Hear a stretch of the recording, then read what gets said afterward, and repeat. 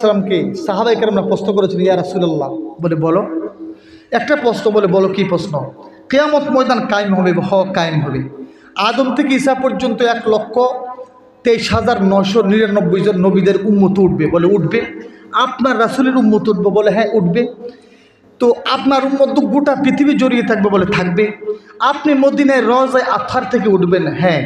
আর আপনার কিছু উম্মত থাকবে চীন দেশে থাকবে, ফ্রান্সে থাকবে, পৃথিবীর বিভিন্ন জায়গায় থাকবে, বলে হ্যাঁ থাকবে। আপনি যে ওই যে সে যে আপনার উম্মত, আপনি কি করে চিনবেন? আল্লাহু আকবার। হাদিসটা আছে, আমি পড়তেছি না। আপনি কি করে চিনবেন? আল্লাহু আকবার কোন। কারণ ওই উম্মত তো চাইবে কি করে কিয়ামতের ময়দানে আপনাকে দেখা। কারণ আপনি ছাড়া, আপনার উসিলা ছাড়া, আপনার শাফাআত ছাড়া একটা মুসলমানও কিয়ামতের ময়দানে জাহান্নাম থেকে নিস্তার পাবে না। রাসূল পাক সাল্লাল্লাহু আলাইহি ওয়াসাল্লাম সুপারিশ লাগবে, বলেন আল্লাহু আকবার। তখন আমাদের রাসূল সাল্লাল্লাহু আলাইহি ওয়াসাল্লাম বললেন, ও আমার সাহাবায়ে কেরাম, তোমরা জেনে রাখবে আল্লাহ রাব্বুল আলামিন আমি রাসূলের কারণে আসমান জমিন গ্রহ নক্ষত্র চন্দ্র সূর্য সব কিছু সৃষ্টি করেছে। আদম থেকে ঈসা পর্যন্ত যত নবীরা এসেছে সবাইকে সৃষ্টি করেছে আমি রাসূলের উসিলায়, বলে আল্লাহু আকবার। জান্নাত জাহান্নাম সৃষ্টি করেছে আমি রাসূলের উসিলায়। আমার সাহাবায়ে কেরাম, কিয়ামতের কঠিন ময়দানে যদি আমার উম্মত চীন দেশে উঠে তার কবর থেকে, ফ্রান্সে উঠবে ফ্রান্সের কবরস্থান থেকে, রাশিয়ার মুসলমানরা রাশিয়ার কবরস্থান থেকে উঠবে, নিলাম বাজারের মুসলমান নিলাম বাজারের কবরস্থান থেকে উঠবে, আমাদের রাসূল মদিনায় রওজায়ে আতহার থেকে উঠবে। এই নিলাম বাজার থেকে মদিনা প্রায় 3,500 থেকে 4,000 কিলোমিটার দূরে। আল্লাহু আকবার বলেন। তাহলে নিশ্চয়ই আমরা চাইব কি করে আমরা কিয়ামতের কঠিন ময়দানে, যেই রাসূলকে সৃষ্টি না করলে মহান রব্বুল আলামিন বিশ্বজগতের কোনো কিছু সৃষ্টি করতেন না, যে রাসূল হচ্ছেন শাফিউল মুজনাবি, গুনাহগারদের শাফাআতকারী সুপারিশকারী, যে রাসূল বিহীন পৃথিবীর কোনো মুসলমান কিয়ামতের ময়দানে নিস্তার পাবে না, পার পাবে না। প্রত্যেক উম্মতি মুসলমান রাসূলের সান্নিধ্য চাইবে কিয়ামতের ময়দানে। রাসূল গো কি করে আপনি চিনবেন? আপনার উম্মতেরা কি করে আপনার সান্নিধ্যে লাভ করবে? আল্লাহ রাসূল বলেছেন, আমার সাহাবায়ে কেরাম, তোমরা শুনে রাখো, আমার উম্মতের মধ্যে যারা বালেগ হওয়ার পর থেকে মৃত্যু পর্যন্ত যাদের ঈমান আনার পরে সর্বপ্রথম হুকুম নামাজ তাদের উপরে ফরজ করা হয়েছে। নামাজ পড়ার জন্য যখন তারা ওযু করবে, জীবনে কত ওয়াক্ত নামাজ পড়বে, নামাজ পড়ার আগে তারা ওযু করবে। আল্লাহ রব্বুল আলামিন আমার উম্মতের মধ্যে যারা ওযু করে নামাজ পড়ার জন্য প্রস্তুত হবে কিয়ামতের ময়দানে, ওযুর ফরজ 60টি, বলেন কয়টি? জোরে বলেন কয়টি? সমস্ত মুখ 3 বার দোয়া, দোনো হাতের কোনি পর্যন্ত দোয়া, মাথা মাসে করা, দোনো পায়ের টাকনো পর্যন্ত দোয়া। যখন এই অঙ্গগুলি মুসলমানরা ধুইবে, আমার রাসূল বলেছেন দোয়ার কারণে মহান রব্বুল আলামিন কিয়ামতের ময়দানে আমার নামাজি উম্মতিদের হাতের মধ্যে, তাদের কুফালের মধ্যে, তাদের পায়ের মধ্যে, মাথার মধ্যে এমন নূরের চমক দেবেন, এমন নূরের জ্যোতি তাদের ওই অঙ্গগুলা থেকে নির্গত করবেন। আমি রাসূল মদিনায় থেকে তাদের মাথার জ্যোতি, তাদের হাতের জ্যোতি ডাইরেক্ট আমি দেখতে পাবো, বলে সুবহানাল্লাহ, নারায়ে তাকবীর। চীন দেশের কবরস্থান থেকে আমি রাসূলের মুসলমান উম্মতরা উত্থিত হবেন। আমি তাদের হাতের নূর দেখে, কপালের নূর দেখে, পায়ের নূর দেখে আমি রাসূলের রওজায় থেকে চিনতে পারবো এরা হচ্ছে আমি রাসূলের নামাজি উম্মত। ফেরেশতাদেরকে আহ্বান করব, ফেরেশতা জিবরাইল দেরি করো না, যত আমার নামাজি উম্মতেরা পৃথিবীর আনাচে কানাচে ছড়িয়ে থাকবে তাদেরকে মিনিটের মধ্যে তোমার নূরের পাখার মধ্যে কেড়ে ডাইরেক্ট আমি রাসূলের সামনে নিয়ে আসো, বলে সুবহানাল্লাহ, নারায়ে তাকবীর। সমস্ত নামাজি যাদের চেহারায়, যাদের হাতে, তাদের কপালে, যাদের পায়ে নূরের চমক হবে, ফেরেশতারা তাদেরকে সাহায্য করে পাখির মতো উড়াল দিয়ে আমাদের রাসূলের সামনে নিয়ে আসবেন। আনার পরে আমাদের রাসূল হাউজে কাউসারের পানি থেকে সমস্ত নামাজি উম্মতদেরকে পানি খাওয়াইয়া বাকি গুনাহগার উম্মতদেরকে বাঁচানোর আগ পর্যন্ত বলবে, ও আমার নামাজি উম্মতেরা, বিচার নিকাশ শেষ হওয়া পর্যন্ত আল্লাহর আরশের নিচে তোমরা বিশ্রাম করো, বলে সুবহানাল্লাহ, নারায়ে তাকবীর।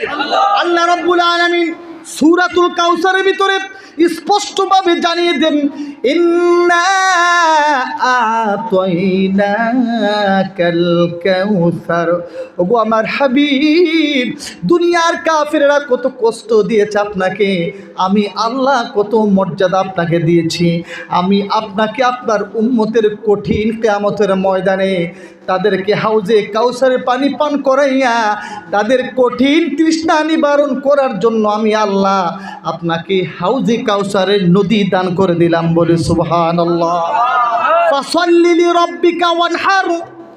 তাফসীরের মধ্যে রয়েছে, তাফসীর ইবনে কাসির, কিয়ামতের কঠিন ময়দানে ওই সমস্ত মুসলমানরাই আমাদের রাসূলের হাত মুবারকে হাউজে কাউসারের পানি পান করবে, মৃত্যু পর্যন্ত যারা আল্লাহর হুকুম নামাজকে কায়েম করবে। বলে সুবহানাল্লাহ।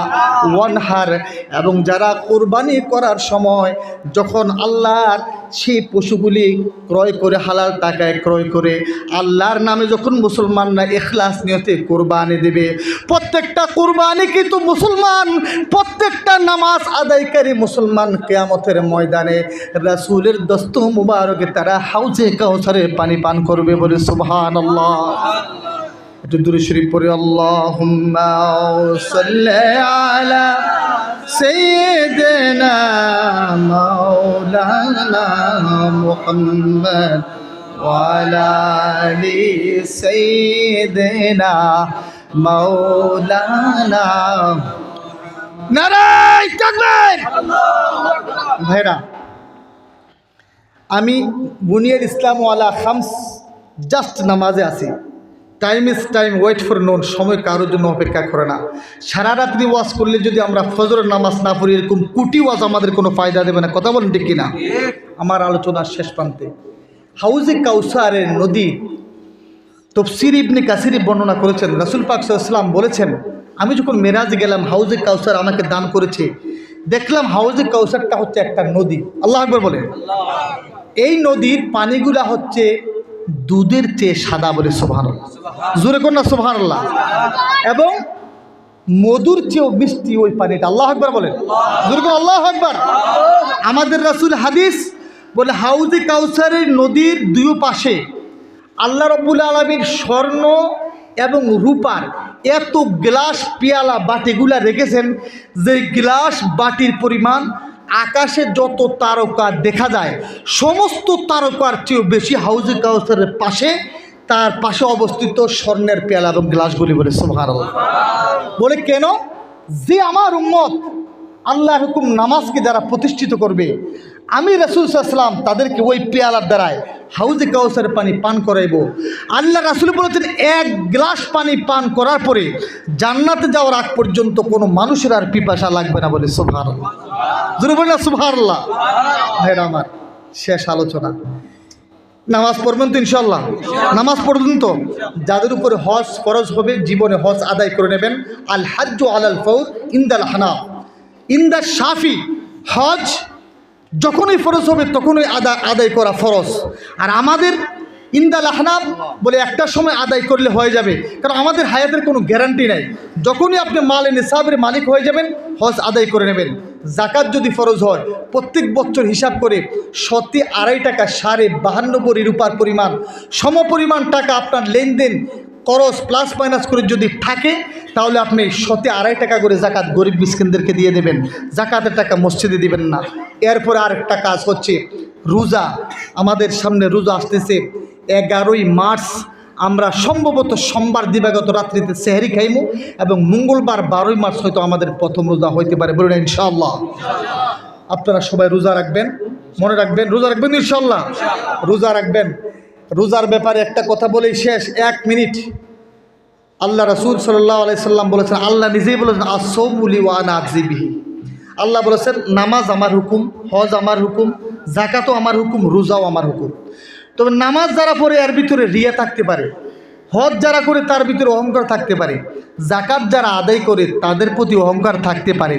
তবে যারা রোজা পালন করে তাদের ভিতরে, যারাই রোজা পালন করে তাদের ভিতরে কোনো অহংকার নাই। একমাত্র আমি আল্লাহকে পাওয়ার জন্য তারা রোজা পালন করে। বলে না সুবহানাল্লাহ।